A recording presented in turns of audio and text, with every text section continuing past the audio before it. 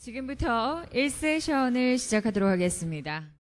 자, 1세션은 지식재산 리더 대담으로 창조경제에서 지적재산의 중요성 그리고 정부의 역할에 대한 강연과 토론, 질의응답으로 진행을 하도록 하겠습니다.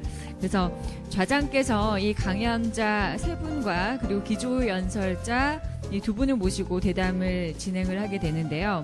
이 강연과 이 좌담이 진행이 되는 동안 앞서 안내해드린 바와 같이 온라인으로 여러분들께서는 질문을 하실 수가 있습니다. 질의를 올려주시면은 좌장께서 대신해서 토론자들에게 질의를 또 진행을 하도록 하겠습니다. 자, 그리고 각 강연은 좌석에서 10분씩 진행이 되고요. 첫 번째 강연은 전 ITC 판사이신 차네스키 변호사님이십니다. 그리고 두 번째 강연은 아이콘디아의 안젤라 아드리안 이사님, 그리고 마지막 세 번째 강연은 조지타운 대학의 조나단 밴드 교수님께서 해주시도록 하겠습니다. 요즘에 워낙에 그 창조경제가 우리 경제의 성장 동력 정체에 대한 해결 방안으로 이제 박근혜 정부에서도 이 창조경제를 제시를 하고 있는데요. 정말 모든 분야에서의 이 상상력, 그리고 창의성을 접목해서 산업 간의 융합 촉진을 통해서 새로운 성장 동력과 그리고 시장, 일자리 창출을 도모하는 데 정말 큰 원동력이 되고 있는 것 같습니다.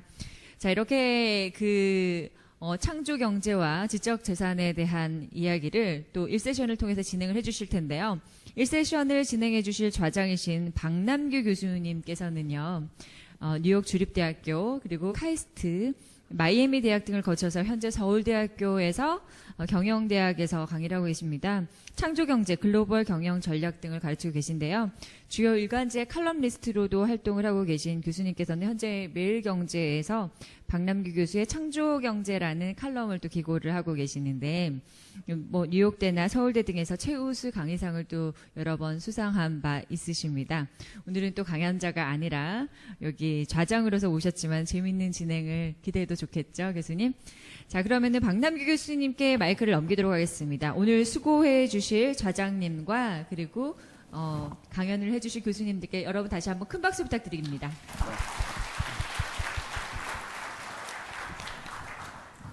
네, 반갑습니다. 서울대학교의 박남규입니다.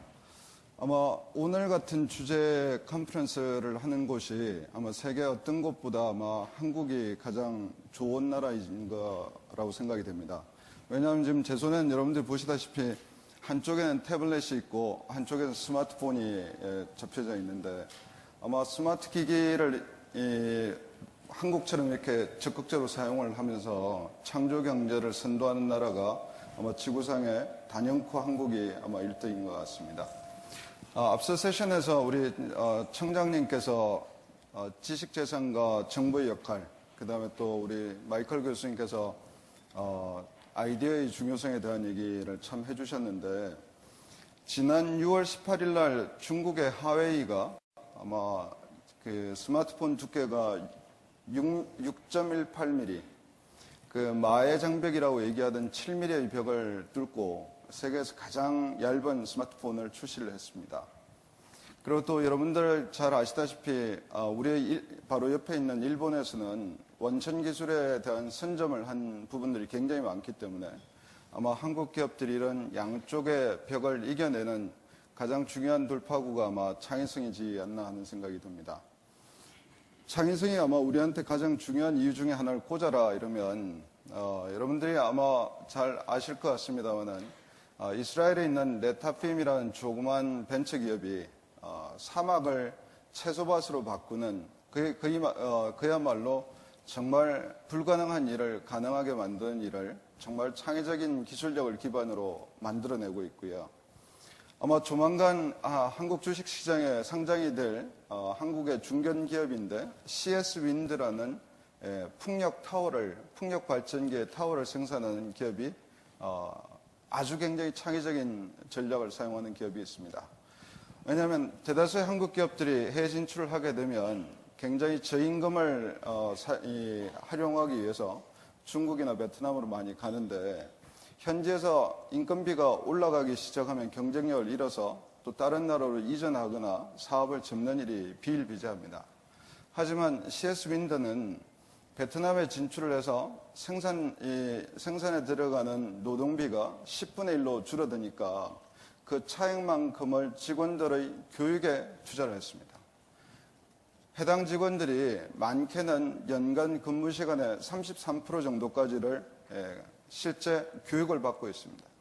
이런 교육을 통해서 풍력타워를 생산하던 이 시간을 약 10,000시간 이상 소요되던 이 시간을 550시간까지 줄이면서 세계 최고의 품질력을 만들어냈습니다. 그래서 한국에 본사를 두고 베트남에 공장을 둔 CS 윈드는 여러분들이 잘 아시는 베스타스 풍력 발전의 세계 독보적인 일이죠. 그 다음에 여러분들이 잘 알고 계신 GE, 지멘스 이런 세계적인 기업들이 줄을 서서 기다리면서 제품을 사서가고 있습니다. 바로 이것처럼 창의성은 아마 한국 경제의 미래뿐만 아니라 글로벌 경제의 미래에서도 굉장히 중요한 역할을 할 텐데 이런 창의성을 만들어내는 가장 중요한 3가지 인풋이 있습니다. 첫 번째는 남들보다 뛰어난 expertise, 전문적인 지식과 knowledge가 있어야 되고요. 두 번째는 이 지식을 활용을 하려는 굉장히 사고 역량이 좋아야 됩니다. 마지막으로는 뭔가 이루어내려는 열정이 있어야 되는데 아마 전문 지식과 사고 역량이 결합돼서 만들어지는 게 바로 우리가 오늘 얘기하고자 하는 이런 IP 지식재산인 것 같습니다. 이 지식재산을 우리가 어떻게 활용하고 또 여기 앉아 계시는 수많은 기업가들께서 지식재산이 굉장히 중요해지는 창조경제에서 여러분들이 어떤 미래 전략을 사용하느냐에 따라서 아마 여러분들의 향후 10년 이 굉장히 달라지는 굉장히 중요한 사건일 것 같습니다. 그래서 오늘은 이런 자리에서 여러분들 평소 만나보시기 힘든 전 세계 각국에 있는 다양한 전문가들을 한 자리에 모셨는데 여러분들이 귀를 기울여 주시면 굉장히 감사하겠습니다. 첫 번째 연사로 차네스키를 소개하겠습니다. 차네스키, you on the show. 네. 큰 박수로 환영해 주시죠. 네.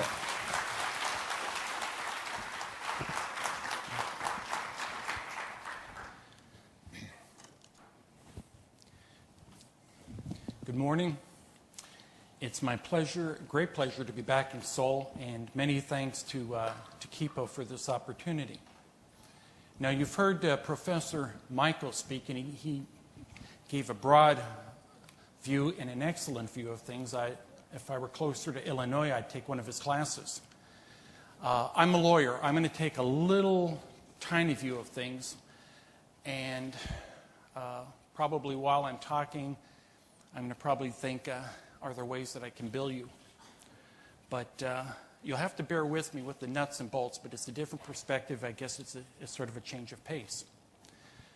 Now, my comments will focus on the role of government in protecting and promoting intellectual property. In particular, I will focus upon the response of the U.S. Congress and the President to non-practicing entities, or NPEs, and to patent assertion entities, or PAEs. There seems to be a growing dislike by many for NPEs and PAEs in the United States. To be fair, NPEs and PAEs have their defenders. But I'm not here to defend that group, and I'm not here to prosecute them either. I'm here to explore the majority view that NPEs and PAEs are a problem, and to discuss what the executive and legislative branches of the United States government are doing about it. There's one thing I wanted to share with you. This morning I came across this passage. And this is a quote from a United States Senator. Among a host of dormant patents, some will be found which contain some new principle, which the inventor, however, had failed to render of any use in his own invention. And some other inventor, ignorant that such a principle had been discovered, had the genius to render it of great practical value. When, lo, the patent sharks among the legal profession, always on the watch for such cases, go to the first patentee and for a song procure an assignment of his useless patent and at once proceed to levy blackmail upon the inventor of the valuable patent. Ladies and gentlemen, that passage was not written last night. It was written in 1878, 135 years ago. So when we're talking about NPEs and PAEs, how far have we come? Now, Congress was the first to take a crack at resolving, and let's call it the NPE problem, by seeking to restrict access of NPEs and PAEs to federal district court. Now, at that time, NPEs and PAEs were flocking to district court, and in the view of many, were a considerable nuisance. Congressional action took the form of the Leahy-Smith America Invents Act, commonly known as the AIA. Now, with respect to the NPE problem, Congress enacted certain joinder provisions to restrict NPEs and PAEs from joining unrelated defendants in district court. Prior to the AIA, an NPE or PAE could walk into district court and sue hundreds of unrelated corporations for alleged patent infringement. Maybe some of you have had that experience in the Eastern District of Texas. In this all too familiar scenario, the defendant was faced with the prospects of either spending large sums of money and seeing the case to the conclusion, or agreeing to settle just to get rid of the NPE. It mattered not whether the settling defendant was even an infringer. So Congress's solution was to amend Section 299 of Title 35 of the U.S. Code to provide that in any civil actions relating to patents, parties that are accused infringers may be joined in one action as defendants only if two provisions are met.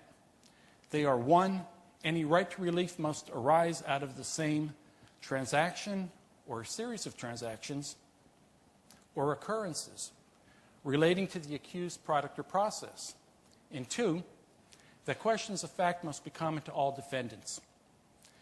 Further evidencing the resolve of Congress to rein in NPEs and PAEs, in Section 34 of the America Invents Act, Congress commissioned a General Accounting Office study to evaluate the consequences of litigation initiated by NPEs and PAEs.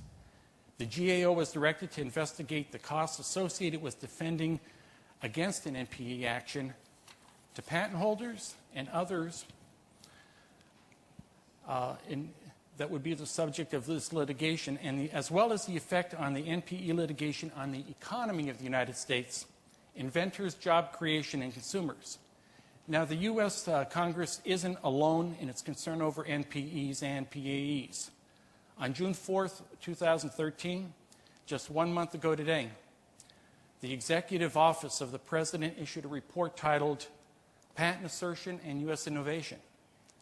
This White House report was prepared by the President's Council of Economic Advisors, the National Economic Council, and the Office of Science and Technology Policy. Quite an impressive group. The report addressed the NPE problem in the United States. First, the report states that some firms that own patents but do not make products with them play an important role in the, quote, U.S. innovation ecosystem.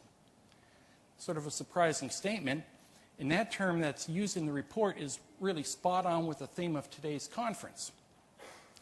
The report gave a favorable review of these firms, noting that they connect manufacturers with inventors, quote, to focus on what they do best.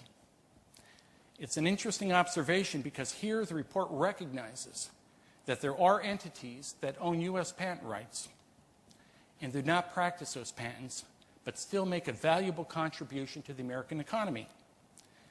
Now, here's where things turn bad for NPEs and PAEs. A second conclusion reached by the White House report states, quote, however, patent assertion entities, PAEs, also known as patent trolls, do not play such roles. Instead, PAEs, one, focus on aggressive litigation, threatening to sue thousands of companies at once without evidence of infringement. Now keep in mind the joiner provisions of the AIA going along the same track. 2, shell companies that make it more difficult for defendants to know who is suing them. And 3, assert their patents over inventions not imagined at the time that they were granted. Thirdly, the White House report concluded that PAEs hurt firms of all sizes, particularly the small and inventor-driven companies, and are increasingly targeting end users, including many small businesses. These conclusions probably sound quite familiar to many of you.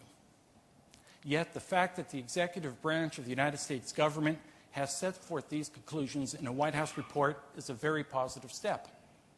It is a clear signal of the executive branch's recognition of the harm to the intellectual property community caused by some of the litigation tactics of patent assertion entities, including some NPEs, and the immediate need to provide relief to the IP community. Now, also on July 4th, 2013, the White House Task Force on high-tech patents, on high-tech patent issues stated, quote, "Today, the White House announced major steps to improve incentives for future innovation in high-tech patents, a key driver of American growth and good-paying American jobs." Specifically, the White House suggested 7 legislative recommendations and issued 5 executive actions, all designed to protect innovators from what it termed, quote, "frivolous litigation." And note that the White House concern over frivolous litigation dovetails nicely with Congress's enactment of the joinder provisions of the AIA, joinder provisions that targeted NPEs and PAEs. The White House legislative recommendations directed at curbing NPE and PAE abuse are requiring patentees and applicants to disclose the real party in interest, providing district courts with more discretion in awarding fees as a sanction for abusive court filings, providing legal protection against liability to off-the-shelf use by consumers and businesses when using products for their intended use, and to stay judicial proceedings against such customers when an infringement suit has been brought against a vendor, retailer, or manufacturer, using demand letter transparency to help curb abusive suits by incentivizing public filing of demand letters in a way that makes them accessible and searchable by the public, and finally, changing the standard at the United States International Trade Commission for obtaining an injunction to better align it with the traditional 4-factor test set forth by the United States Supreme Court in the eBay v.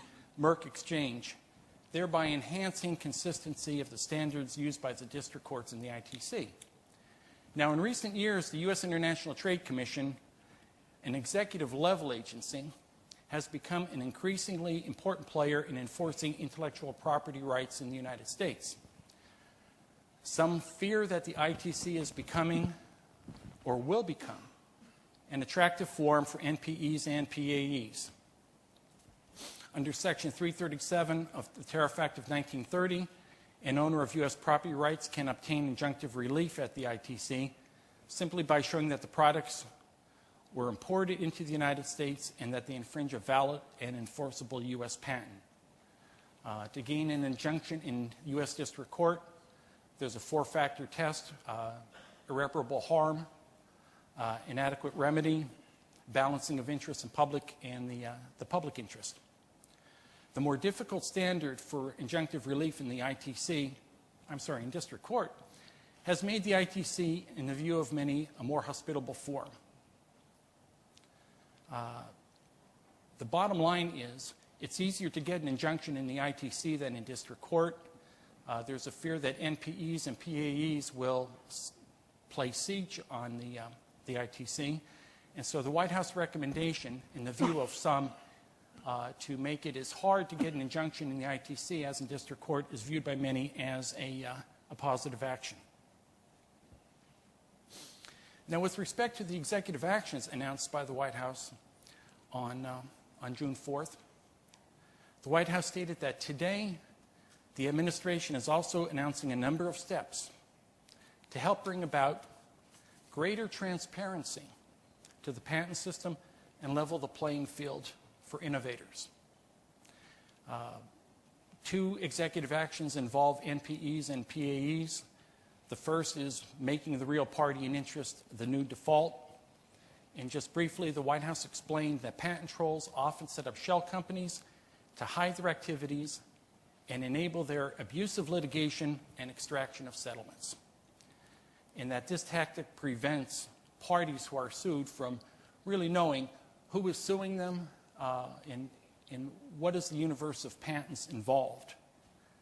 A second executive action offered by the President is empowering downstream users, and this is for a direction to the USPTO to provide information to the to innovators when they believe that they're being sued by or facing demands of patent trolls, to give them practical information as to what to do.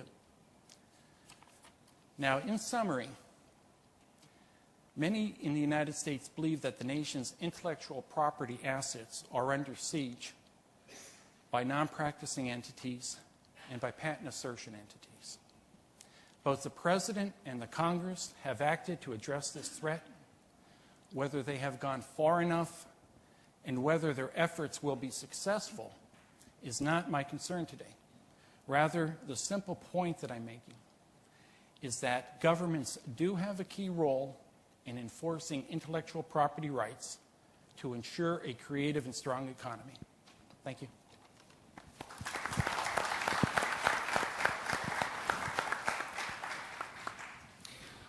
네, 우리 미스터 차네스키는 아마 여러분들 잘 아시는 것처럼 ITC에서 오랫동안 판사로 재임을 하시면서 미국에서 일어나고 있는 최신의 동향까지도 말씀해 주셨던 것 같습니다. 조금 이따 토론하기로 하고요.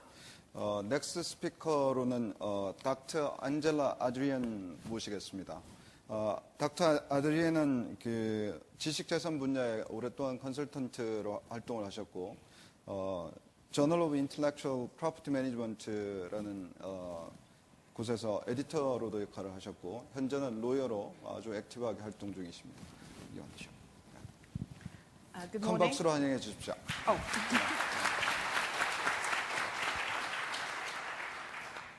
Good morning, and thank you very much for inviting me here. I do appreciate it.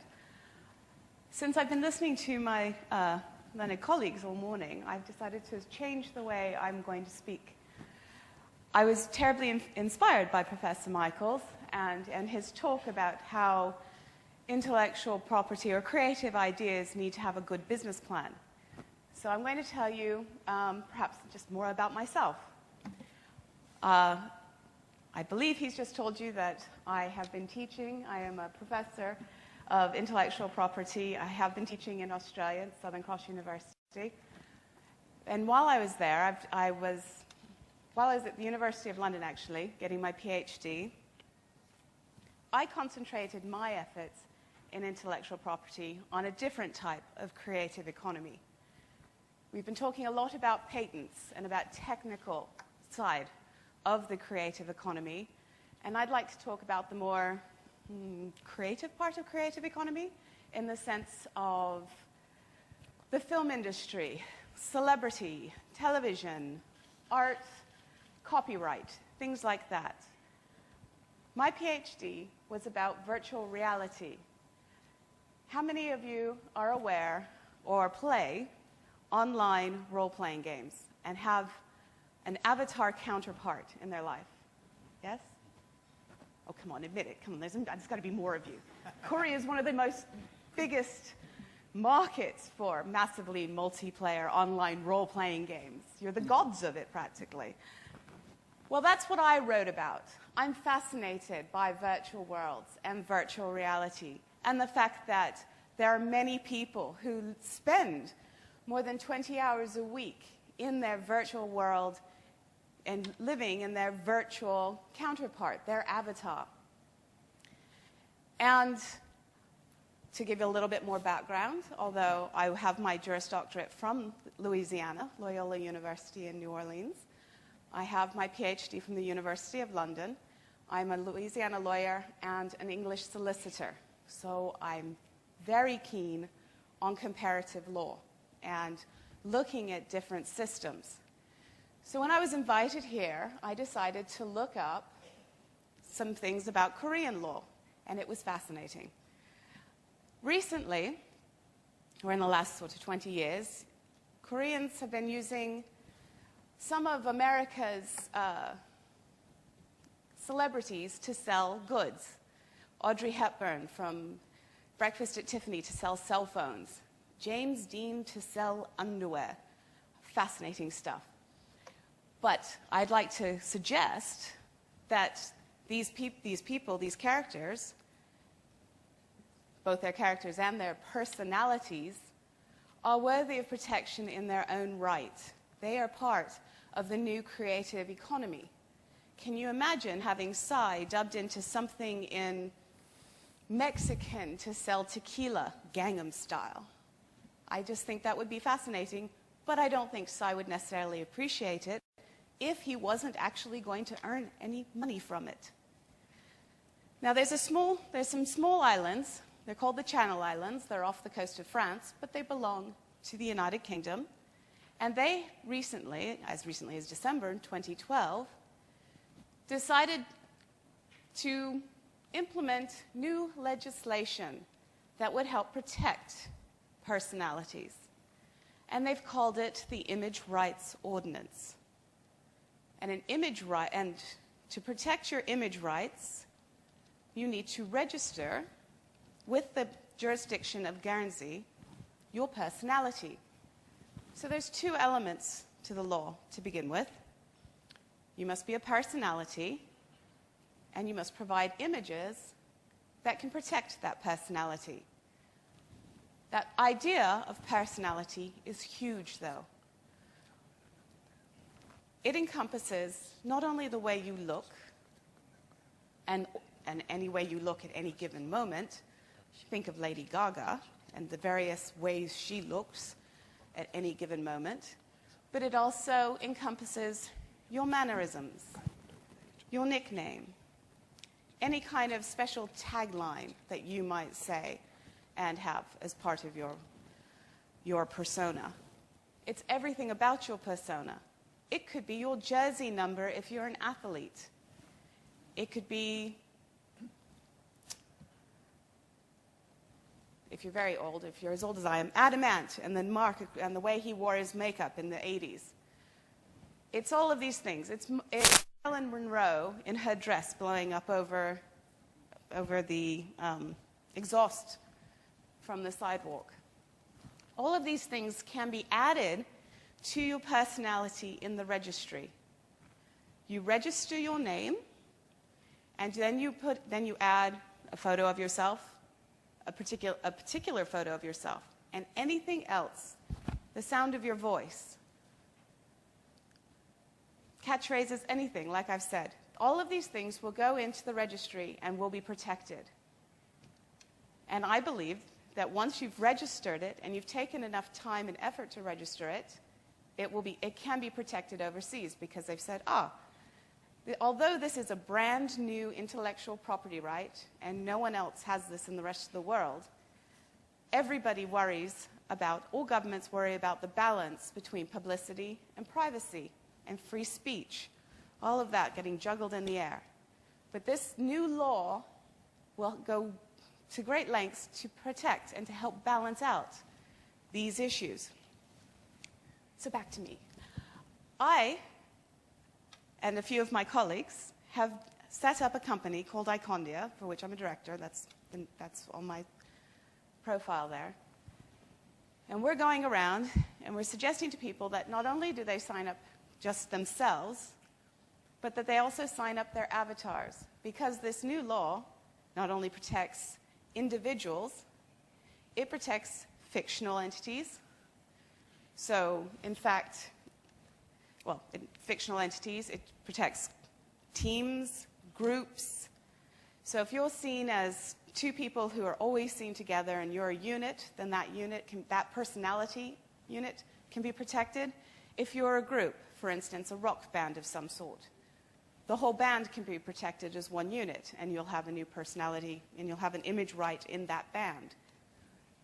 So this is my take on the creative economy, how intellectual property needs to grow and perhaps expand a little bit more to take in some of these ideas, and to image rights will allow this, and because it has aspects of trademark, so there's law in place that judges can look to. You cannot have two personalities that are deceptively similar to each other, and two people can't have the same name or same personality registered. They could probably have the same name, but they would have to have very distinctive personas to go with those names, and all of this would be searchable in the image rights registry. And my company is going around the world recommending to people that they do this, to mostly new stars, new people joining, new people who are entering the entertainment market. If you take big stars like David Beckham, he already has a whole slew of people who have worked out all of the agreements to use his image in particular ways to support certain sportswear, cologne, underwear, all these things. They are already protected. He already has all of those things locked up. If he had registered his image early on, all of these things could have been handled through one intellectual property right. Instead of having to worry about whether his publicity right is being breached by the unauthorized use of his photo, this could have been fixed early on. His tattoo artist would have had to come to terms with the fact that David Beckham's body is photographed naked fairly frequently, and those tattoos that are on his body are works of art. And although the tattoo artist might have thought that he was only providing a one-time service, his tattoos are now world famous because they're on a world famous body. Some of these things, all of those tattoos now, though, are part of the persona of David Beckham, and could be protected as such. But David Beckham is a trademark. Again, if it's your name, it's a bit tricky. If there's a photograph of you, if you're not actually selling anything, then it's just a photo of you, and David Beckham can't sue for trademark breach. Nobody's breached a trademark. They're not saying they're selling anything of particular. They're not selling David Beckham. So that's where the trademark law has holes in it. Copyright, well, he's a person. It's not, nobody copyrights their life until they write it down in an autobiography. Design rights, no, not really for human beings. We're just there to, privacy, but David wants to be famous. He wants to have the publicity. Where do those come in? With the image rights ordinance, that persona can be protected. He can choose where and when his photo is taken and how it is used. And he can protect it for a very long time, for the rest of his life, 70 years after his life. There it has very keen similarities to copyright law. Another interesting aspect of the law is it protects anyone who has died in the last 100 years. So James Dean Foundation could come back and say, we've now registered the James Dean personality, and we'd like to protect it. And this is how we're going to protect it with this ordinance. The state of Guernsey has reciprocity with many nations, and because it's such a well-crafted law, I think that it would be considered in other jurisdictions as well.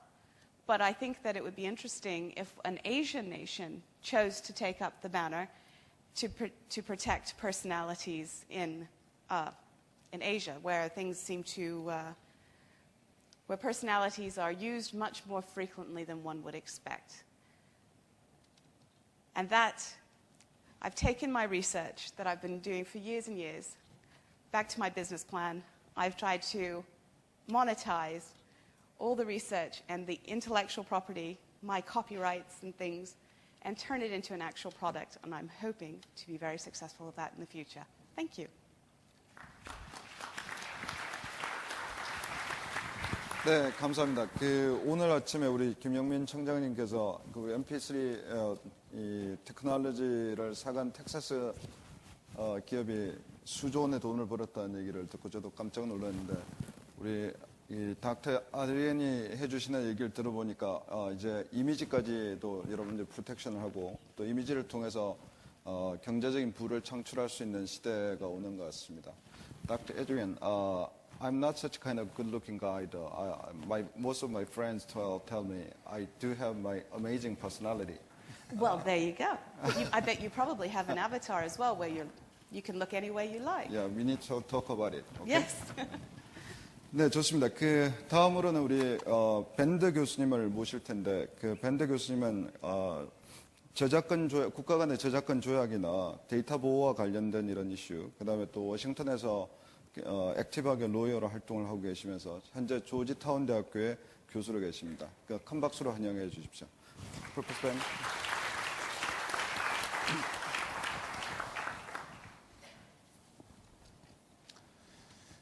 Thank you very much for that kind introduction, and thank you all for being here. I'm going to be spending the next 10-15 minutes talking about U.S. government policy aimed at protecting the creative economy. My focus is going to mainly be on copyright law because I'm a copyright lawyer. So maybe in the discussion we'll get a little bit on patents, and of course we've already heard from one of the previous speakers about the problems with patent assertion entities. The important thing to understand about U.S. policy with respect to intellectual property is that, in fact, there are two policies. There's the domestic policy and there's the international policy. And those two policies are very, very different. They're different both in terms of how they get formulated, and they're different in terms of the substance.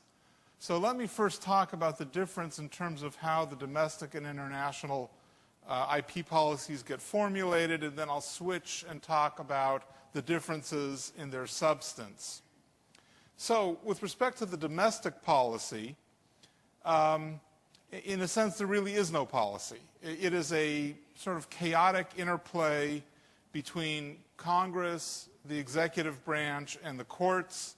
Things are very, very decentralized. Even within the executive branch, you'll have, with respect to copyright, you'll have the Copyright Office, of course. You'll have the Patent and Trademark Office. They actually have a division, a copyright policy division within the PTO. You'll have other agencies that get into the Act. In Congress, you have both the House Judiciary Committee. There's a subcommittee that deals there with intellectual property. You'll have the Senate Judiciary Committee. They deal with intellectual property policy. And especially when the parties, when you have different parties in control of each chamber, as you do now, the Democrats in charge of the Senate, the Republicans in charge of the House, you have relatively little agreement often, meaning they're going to go off in their own direction. The truth is, even when they are in the same party, there's so much autonomy that the chairman of the House Judiciary Committee and the chairman of the Senate Judiciary Committee often will have different priorities, different agendas, and different approaches to doing things. And then on top of all that, you have the U.S. court system. The judges, of course, have lifetime tenure. They do whatever they want. And also, the way with our common law system, that even though you have statutes, you have very detailed patent statutes and copyright statutes and so forth, there are a lot of holes, and judges feel perfectly free to fill in those holes.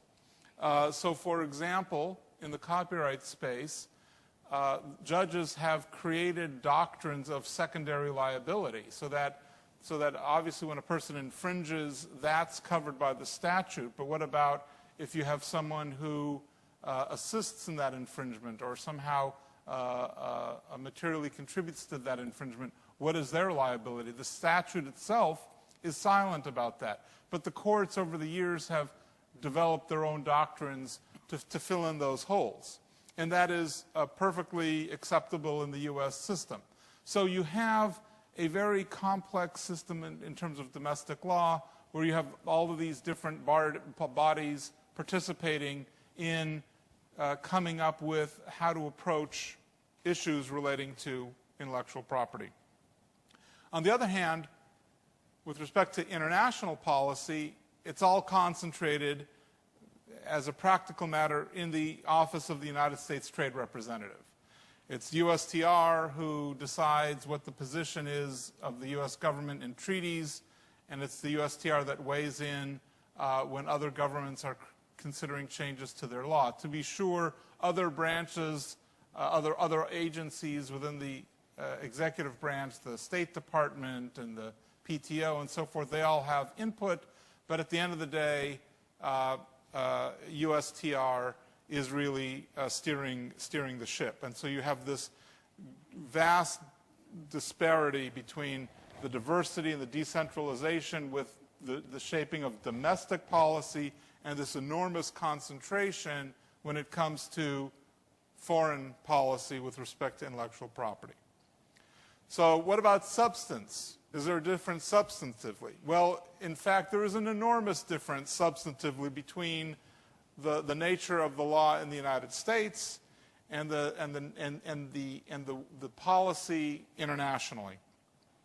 With respect to the domestic law, we in fact have this very balanced system between strong enforcement and strong exceptions and limitations.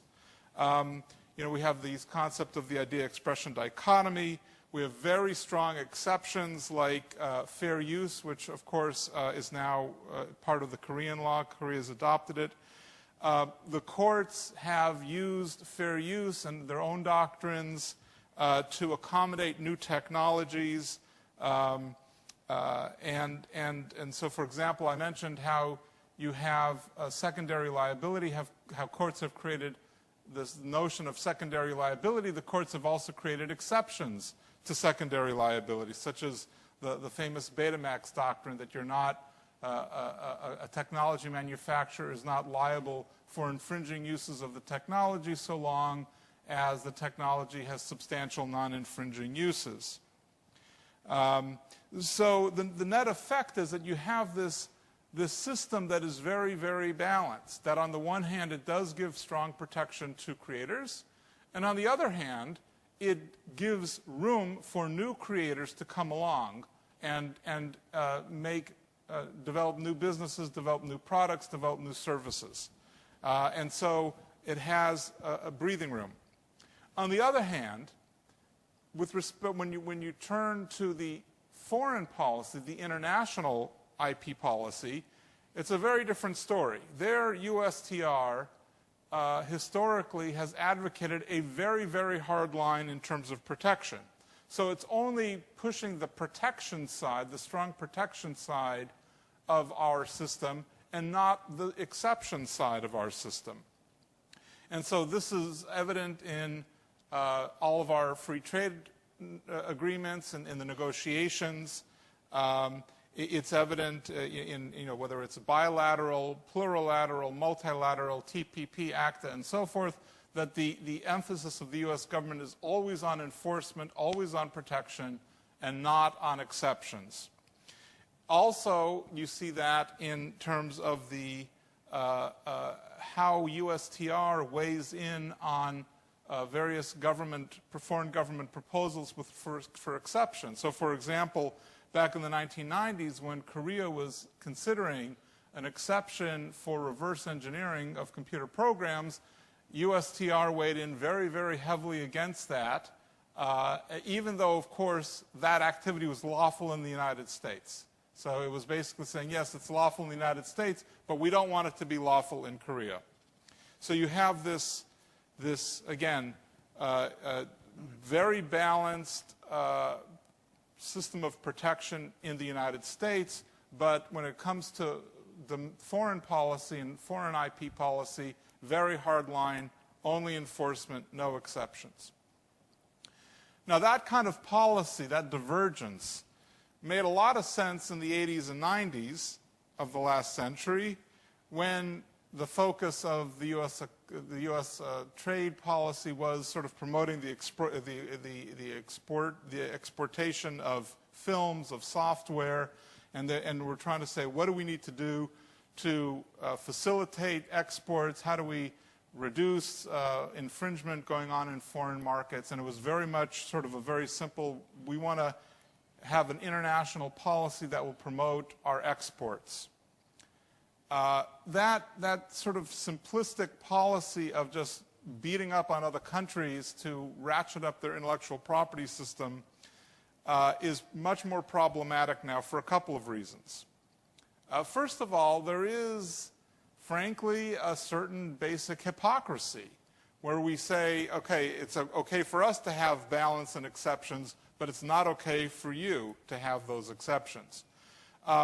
And that hypocrisy becomes more evident as we live in a more globalized society, in a globalized world, where you're more aware of what our law is.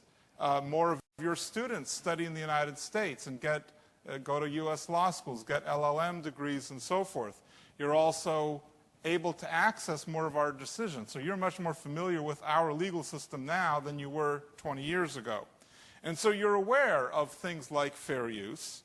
You're aware that, we heard before about Google and Facebook. You're aware that Google, one of the most valuable companies in the world, is based entirely on fair use, right?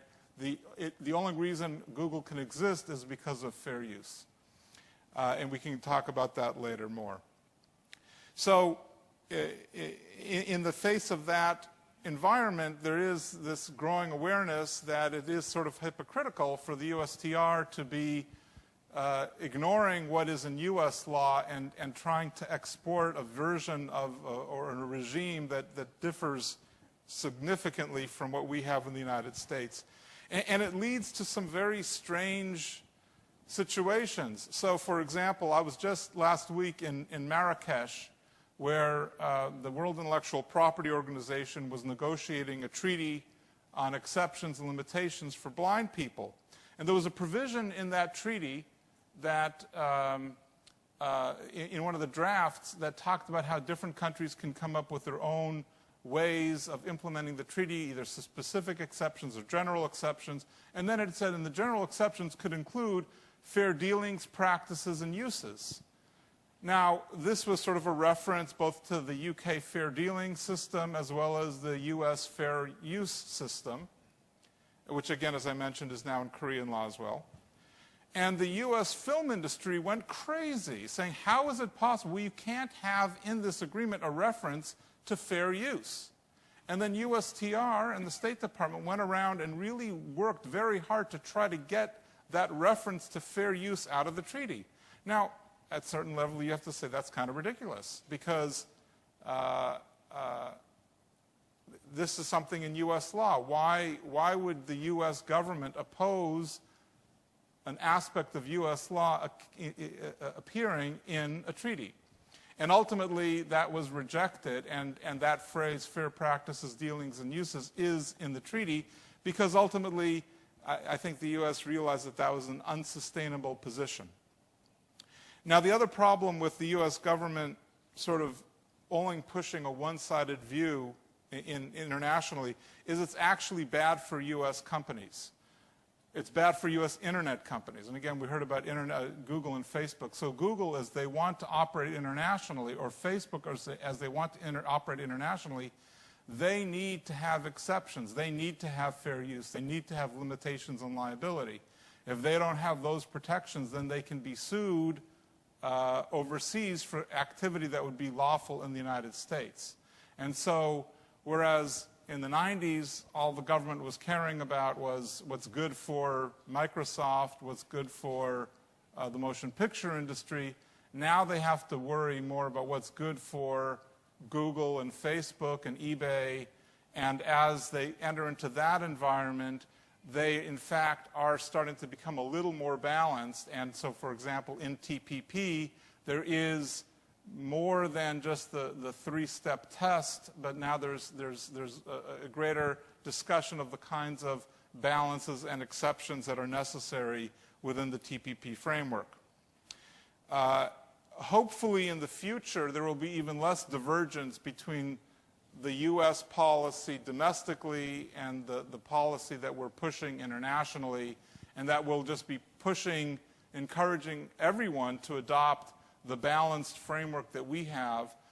That balanced framework has been very important for the development of our creative economy, and I think in the long run that balanced framework will really enable a creative economy to develop in other countries as well. Thank you very much. Thanks a lot.